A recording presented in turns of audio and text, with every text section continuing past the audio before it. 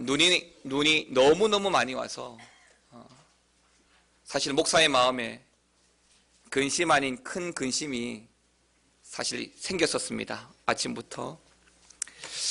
우리 교회는 멀리서 오시는 분들도 많고, 이 멀리서 오시는 분들이 이렇게 눈이 많이 오는데 제대로 올 수 있을까?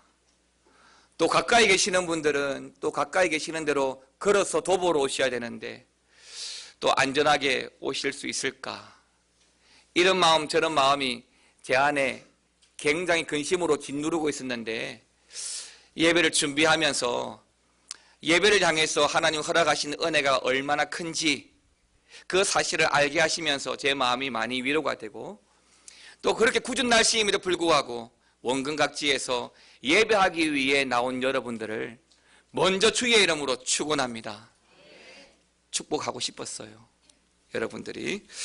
자, 오늘 요한복음 4장에 있는 말씀, 신령과 진정으로 드리는 예배란 제목으로 말씀을 드리겠습니다. 예수님께서 복음을 전하시기 위해서 여러 곳을 다니셨습니다. 그런데 오늘 배경이 되는 곳에, 즉 사마리아 수가성에 예수님께서 이르게 되셨고, 그곳에서 남편이 무려 6명이나 되는 한 여인을 만나게 됩니다. 목이 말라서 그 여인이 주는 물을 마시면서 예수님은 그 여인에게 요한복음 4장 13절 14절에게 이렇게 말씀하셨어요. 내가 주는 물을, 이 물을 먹는 자는 다시 목마르지만 내가 주는 물을 먹는 자는 영원히 목마르지 아니하리라. 예수님께서 주시는 물을 마시는 자는 영원히 목마르지 아니하고 그 물은 영생하도록 솟아나는 샘물이 된다라고 말씀을 주셨습니다. 예수님을 만나서 그저 물 한 사발 때문에 오고 간 대화인데, 이 수가성의 여인이 예수님의 그 말씀을 듣고 너무 큰 은혜를 받은 거예요. 그래서 이 여인이 예수님을 만나고 은혜를 받음으로 말미암아 그 마음에 뭐가 일어났냐면 하나님께 예배하고 싶은 마음이 생긴 거예요. 하나님께 예배하고 싶은 마음이 생겨서 예배를 드리고 싶은데 문제가 하나 생겼습니다. 엉뚱한 문제가 하나가 생겼어요. 그 문제가 뭐냐면 어디서 예배를 드려야 할지 그 장소가 고민이 되었습니다. 그런 고민이 오늘 본문 20절에 잘 나와 있어요. 같이 그 고민을 한번 읽어볼까요? 우리 조상들은 이 산에서 예배하였는데 당신들의 말은 예배할 곳이 예루살렘에 있다 하더이다. 아멘입니다. 여러분, 사마리아가 어디에 위치해 있는지 아세요? 이스라엘은 솔로몬이 죽고 난 이후에 그 아들 세대에 남쪽과 북쪽으로 분열이 되어졌습니다. 그런데 이 남쪽에는 예루살렘이 수도였고요, 또 북쪽에는 베델이 수도였습니다. 그런데 여러분들이 아시는 대로 이스라엘 사람들은, 유대인들은 최소한 1년에 두세 번 이상은 예루살렘으로 올라와서 예배하고 제사를 드려야만 했지요. 그런데 남북이 철책으로 쫙 갈라지고 나니까 내려갈 수도 없지만 북쪽을 다스리는 사람들이 혹시라도 북쪽 사람들이 1년에 두세 번은 예루살렘에 가서 예배해야 된다는 그 생각들 때문에 남쪽으로 내려가지 않을까 전전긍긍을 하다가 남쪽으로 내려가지 못하게 하기 위해서 북쪽에도 예배의 처소를 만들게 됩니다. 그곳이 곧 베델과 단이라는 곳이에요. 그런데 베델과 단 이 두 곳의 예배 처소를 만들어서 그들은 이곳에서 예배도 하고 제사도 하고 각종 의식을 하게 되는 것이죠. 문제는 예루살렘을 중심으로 해서 신앙생활을 해왔던 유대인들이 예루살렘이 아닌 다른 곳에서 제사와 예배를 하면서 점점 영적으로 타락을 하고 우상을 숭배하고 결국에는 하나님을 떠나는 일까지 발생하게 되어진 것입니다. 그 북쪽에 이 사마리아는 하필이면 우리나라 지도로 말할 것 같으면 함경 북도쯤 위치가 되는 북방 경계선 쪽에 자리를 하고 있는 지역이 바로 사마리아 지역입니다. 왜? 지금은 나라마다 경계선이 분명해서 철책이든지 담장이든지 아니면 뭐 지키는 사람들이라고 있어서 경계선이 분명한데, 이 시대만 하더라도 그런 경계선이 분명하지 못하다 보니까 자주 이방인들이 내려오고 또 공격해오고, 이래저래 국경 부근에 있는 사람들은 많은 재산상의 피해도 받지만은 심지어 그 사람들에 의해서 강간을 당하고 또 죽음을 당하는 그런 일도 허다했던 것입니다. 그래서 사마리아인들은 지역적인 특성 때문에 혼혈이 많고 이방인과의 접촉이 많았던 거예요. 그 때문에 정통 유대인들은 사마리아인들을 유대인으로 인정하지 않고 유대인들의 모임에 사마리아인들도 끼워주지도 않습니다. 왜냐하면 이방인보다 더 나쁘다는 거예요. 이방인들과 만나고 이방인들과 결혼하고 이방인과 결혼하고 혼혈의 아이를 낳고 인정하지 않는 거예요. 그 북쪽에, 그것도 사마리아에 있던 이 여인을 오늘 예수님이 만난 거죠. 그런데 이 여인이 뭐라고 한다고요? 예수님을 만나서 예배드리고 싶어하는 그런 마음이 막 솟구치는데, 예배할 장소, 우리 조상들은 이 산에서 예배하라고 하는데, 즉 이 산은 베델이 있는 그리심산입니다.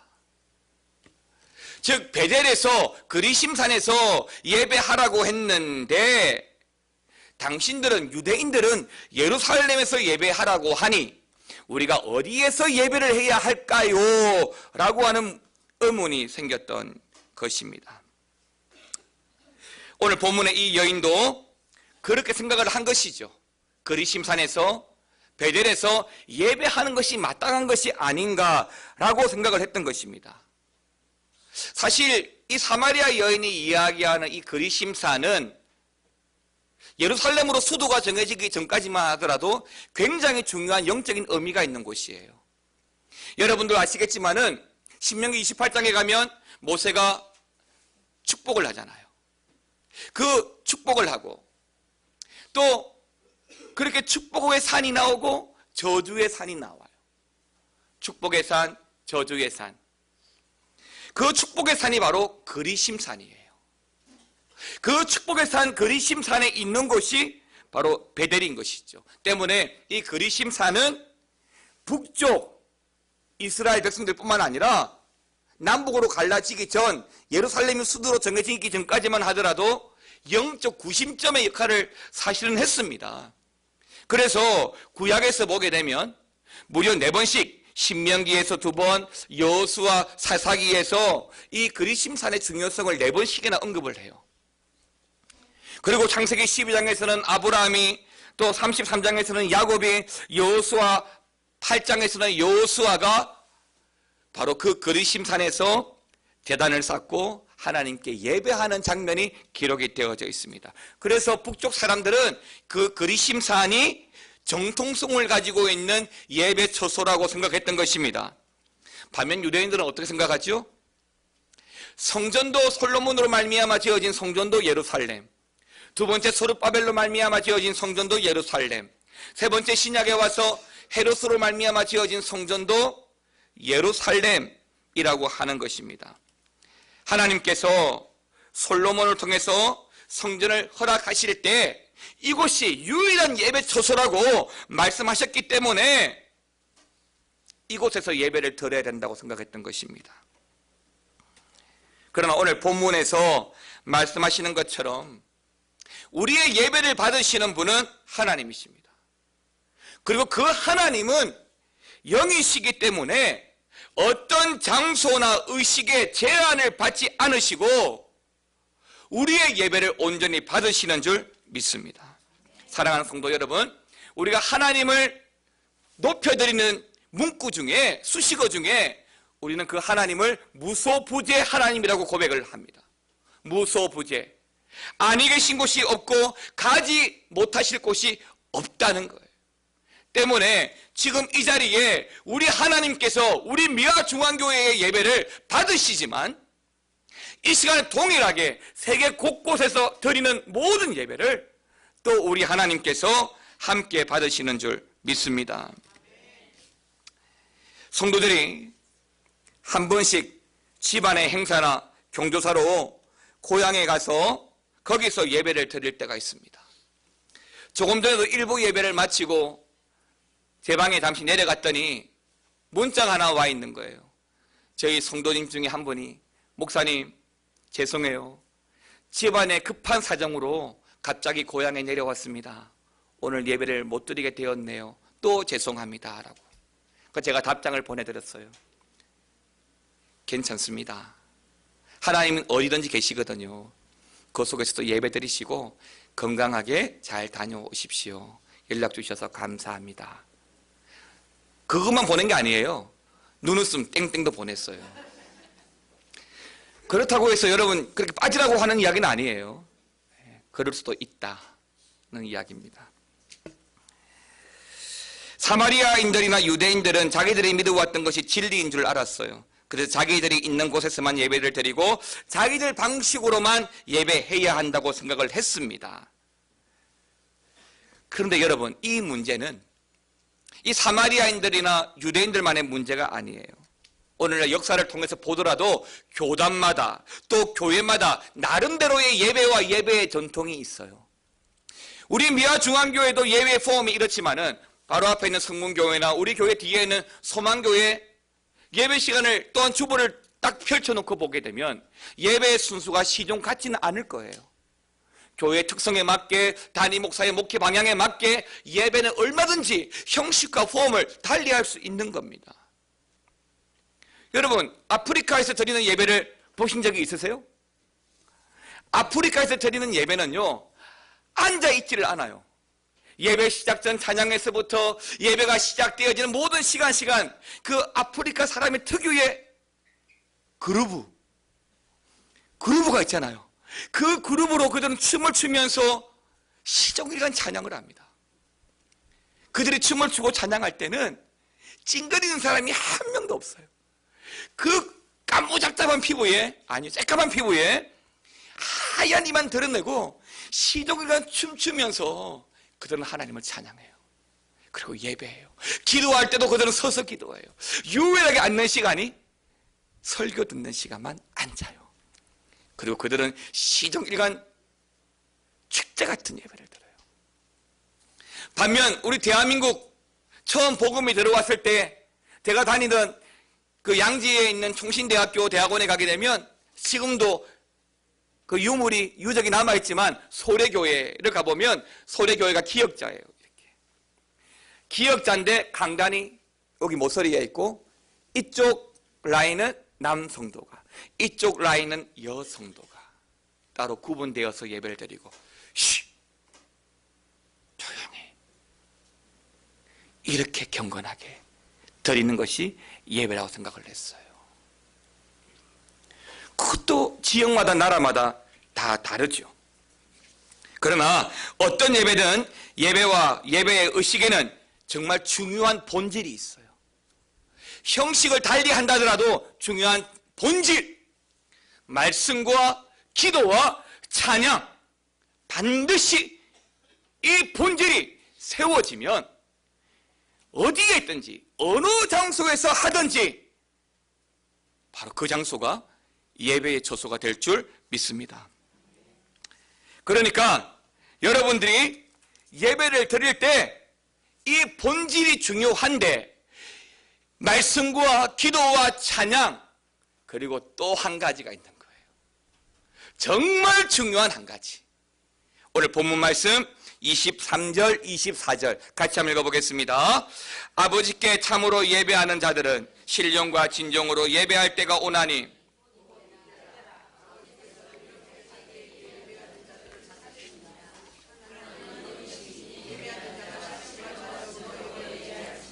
아멘입니다. 하나님이 뭐라고요? 하나님이 영이시니 우리 보고 어떻게 예배하라고요? 신령과 진정으로. 말씀이 있고 기도가 있고 찬양이 있지만 이것은 눈에 보이는 형식적인 툴이에요. 그런데 본질적인 영적으로 정말 중요한 것 하나가 뭐냐면 신령과 진정인 거예요. 여러분들이 이 눈보라를 뚫고 비바람을 뚫고 우리 미아중앙교회까지 예배 자리에 나왔다 하더라도 그런 열심히 특심이어서 굉장히 하나님 보시기에 인정받을 만한 그런 성도의 삶이 있다 하더라도 이 신령과 진정의 예배를 놓치면 죄송해요, 여러분 예배 잘못하는 거예요. 그 예배는 반드시 이 신령과 진정의 자세가 굉장히 중요하다는 것입니다.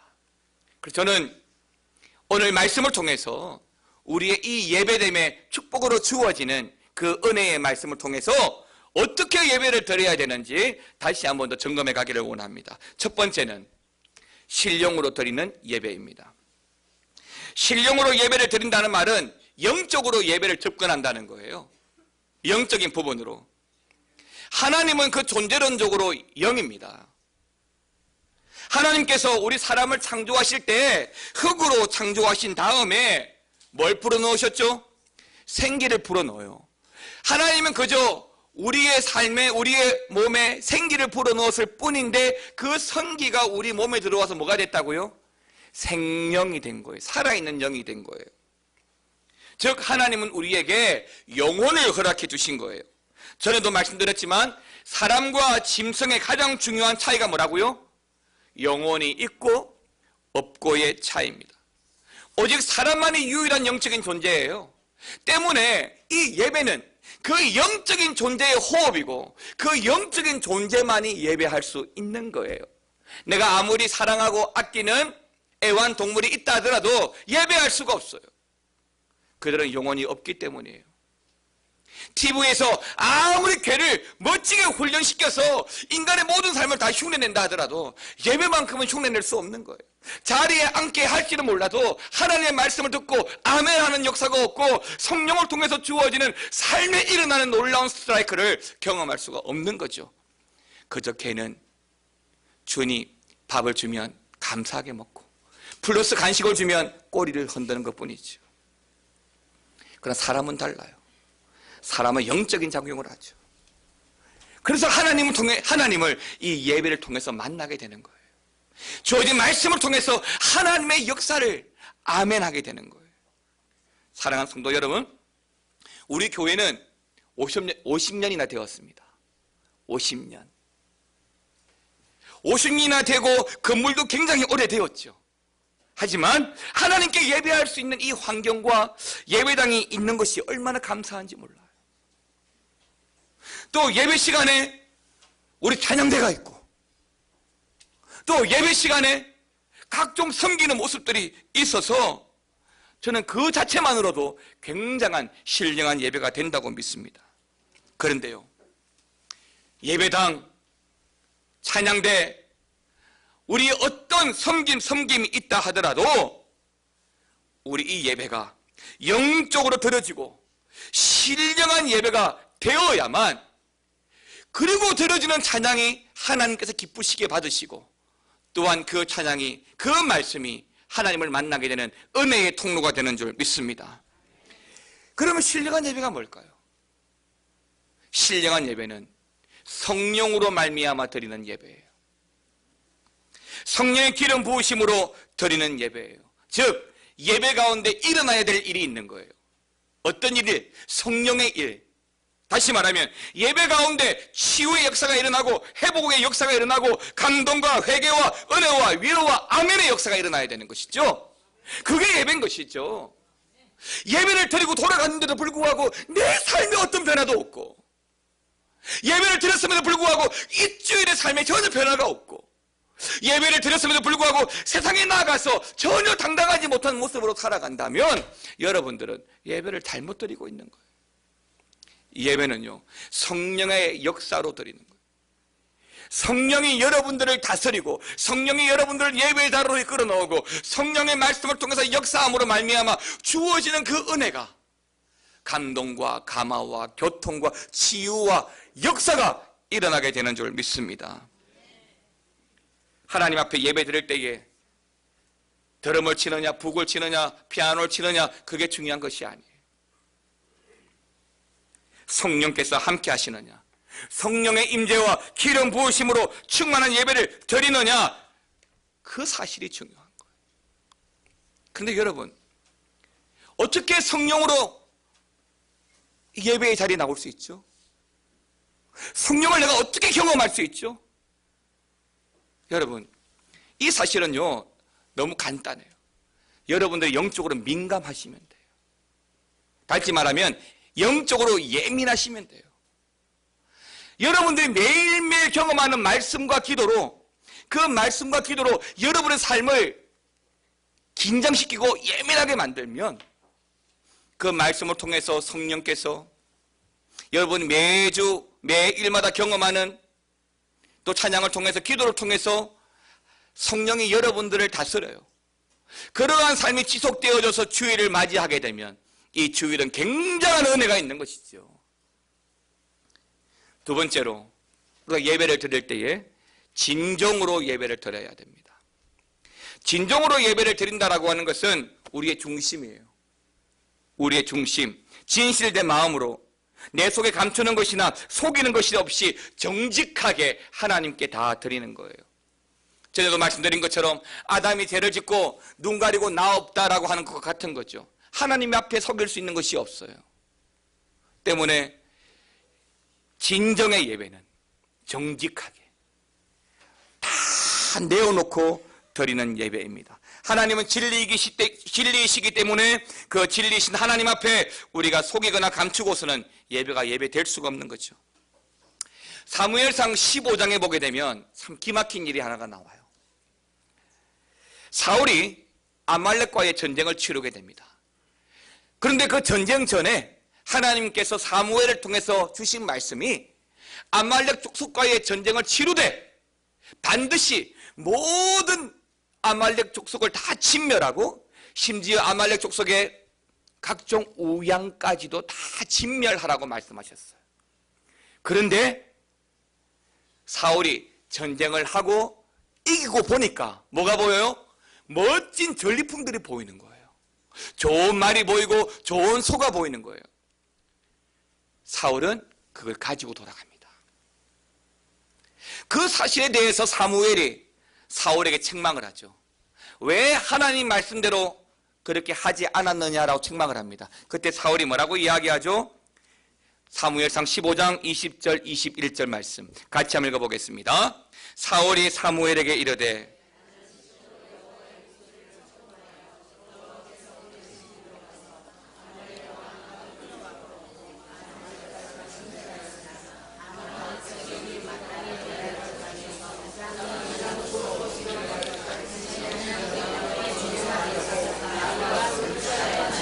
아멘입니다. 20절과 21절이 너무 상반되죠. 21절은 뭐라고 이야기하죠?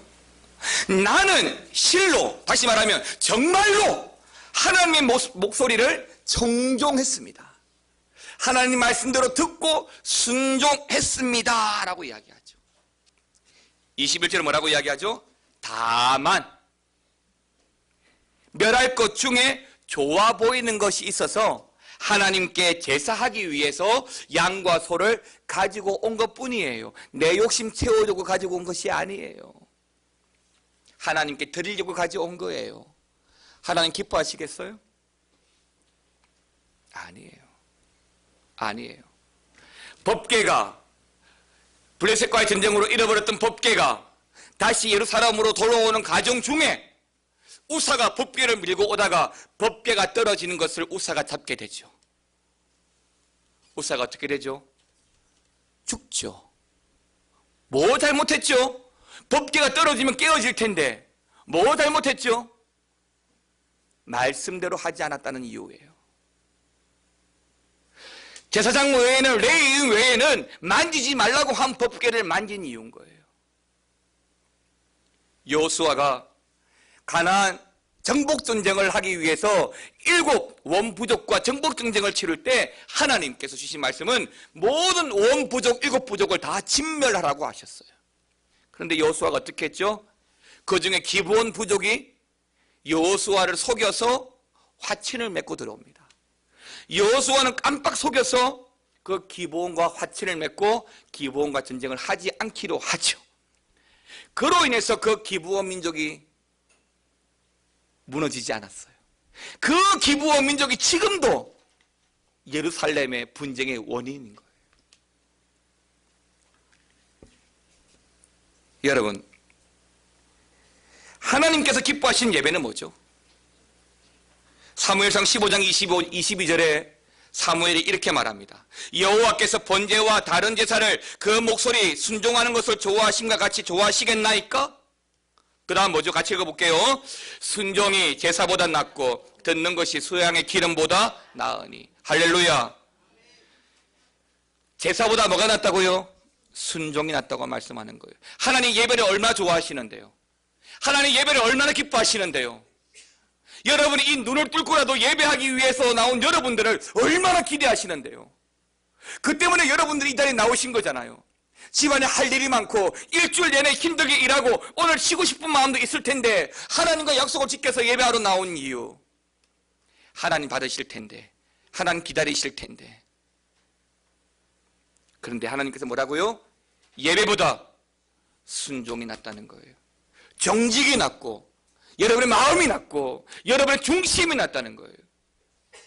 몸은 예배 자리에 앉아 있는데 마음이 딴 데가 있다면 오늘 이 말씀 주시는 거예요. 순종이 제사보다 낫다.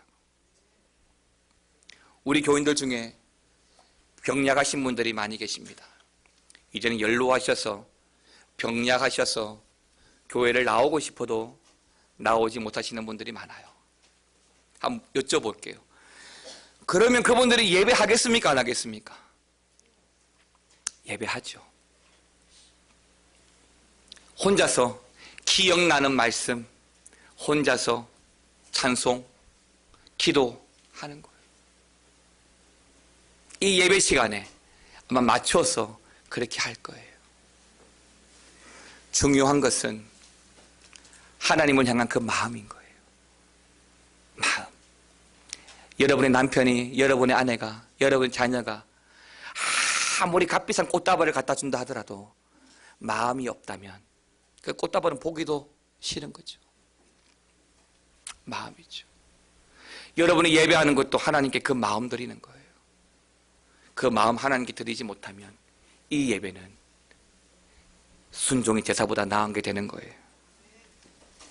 예배되지 못하도록 감추고 속였던 사울은 결국에는 하나님께 버림받고 죽게 되는 것입니다. 사랑하는 성도 여러분, 하나님이 우리 예배를 얼마나 원하시는지 아십니까?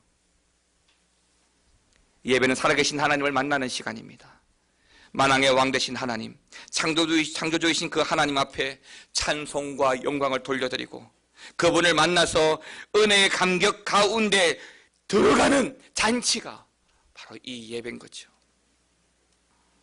때문에 여러분, 예배할 때 여러분의 마음이, 여러분의 중심이, 여러분의 순종이 함께 드려지는 진정의 예배가 되기를 축원합니다.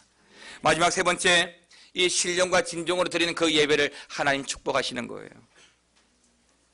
하나님이 뭐라고 말씀하시죠? 오늘 본문에 하나님은 영이시기 때문에 누구를 찾는다고요? 신령과 진정으로 예배하는 자를 찾는다라고 했어요. 여러분 잘못 보시면 안 돼요. 그냥 예배하는 자를 찾는 게 아니에요. 신령과 진정으로 예배하는 자를 찾는 거예요. 그럴 때에 하나님께서 임재하시고, 그럴 때 그 예배를 받으시고 그 예배를 드리는 우리를 만나 주실 수 있는 것입니다. 여러분, 프랑스의 나폴레옹 황제가 워털루 전쟁에서 패전하고 세인트 헬레나 섬에서 유배 생활을 하고 있을 때 한 간수가 이렇게 물었습니다. 전쟁 중에 가장 행복했던 순간이 언제였습니까? 그럴 때 이 나폴레옹이 잊어버렸던 생각을 더듬더듬 옛날의 일을 추억하여 그 간수에게 이렇게 말했습니다.